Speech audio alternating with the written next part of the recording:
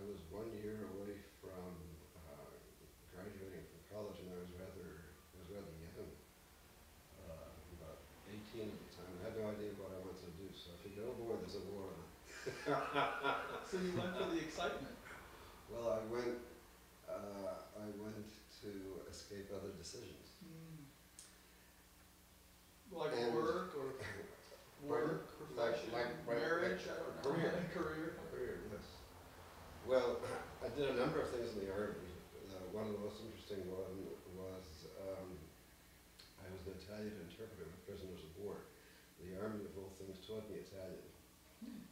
For 6 months, we studied 6 hours a day. I got to the point where I could ask these guys what size shoes they take.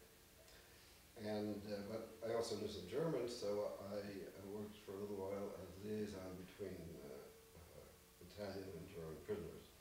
But this happened all within the safety of U.S. borders. I volunteered a number of times for overseas duty, and every time that happened, they sent me back for basic training.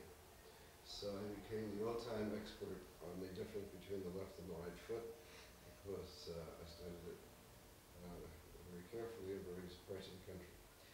Then, about a half year before I was discharged, I somehow fell into a job of what they called, I think they called it discharge counseling. Men, before they were to be discharged from the Army, were counseled with regard to how they might apply whatever it was they had learned in the Army in civilian life. And I did that for some time, and there inevitably I came in contact with people who had a background in social work and psychology and whatnot. And they told me that I seemed to have some flair for interviewing and for getting information from people, et cetera, et cetera.